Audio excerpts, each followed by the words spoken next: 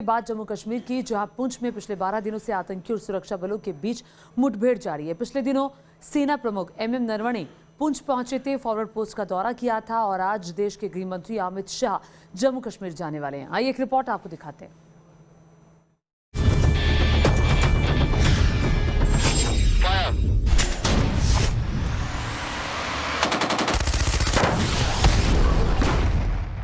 घाटी में आतंक पर होगा करारा प्रहार। दिल्ली में सरकार करेगी ब्लूप्रिंट तैयार। अब बच न सकेंगे अमन के दुश्मन।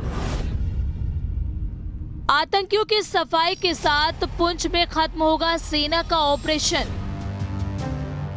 एक तरफ पुंछ में पिछले 12 दिन से लगातार भारतीय सेना के जवान और आतंकियों के बीच एनकाउंटर जारी है, तो दूसरी तरफ कश्मीर में आतंक को पूरी तरह से नस्ते-नाबूद करने के लिए आज गृह मंत्री अमित शाह ने अपने 3 दिवसीय कश्मीर दौरे से पहले अहम बैठक बुलाई है।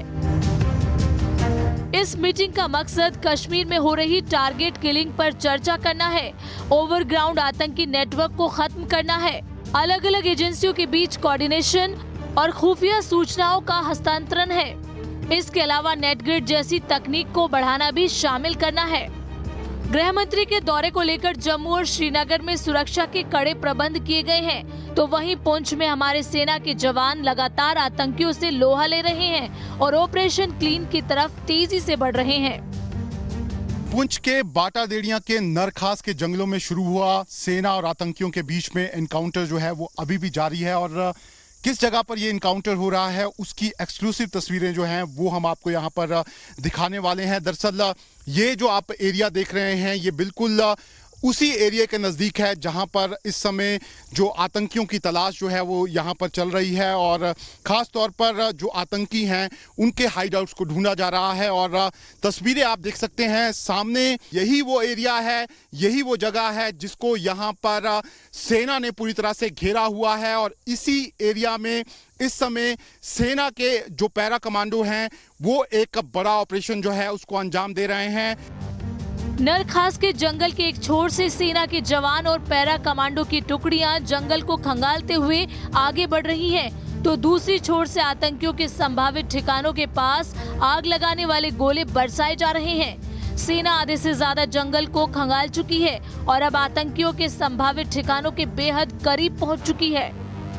आशंका जताई जा रही है कि आतंकियों ने जंगल के अंदर या तो पक्के बंकर बना लिए हैं या वो गुफाओं में छिपे बैठे हैं। पुलिस सूत्रों के मुताबिक सेना को उम्मीद है कि आतंकी उनकी गोलीबारी में मारे गए हैं। हालांकि सेना फूंक फूंक कर कदम रख रही है कि अगर कोई आतंकी जिंदा भी हो तो सुरक्षा बलों को किसी तरह का नुकसान न उठाना पड़े। आतंकियों के मददगार के नेटवर्क पर नकेल कसी जा चुकी है। गुरुवार को भी भीमबेर गली से एक और संदिग्ध को सुरक्षा बलों ने गिरफ्तार किया, तो पुंछ के ही सवालकोट के रतनपीर इलाके से सुरक्षा बलों ने 3 किलो की आईईडी बरामद कर बड़ी आतंकी साजिश को नाकाम किया। इससे पहले उत्तरी कश्मीर में बारामूला के रफीदाबाद इलाके में बीएसएफ की रोड ओपनिंग पार्टी ने एक आईईडी को डिफ्यूज किया था। सेना ने जिस तरह से जंगल में इनर और आउटर कॉर्डन किया है उसके आगे आतंकियों के लिए मौत के सिवाय कोई दूसरा रास्ता नहीं बचता।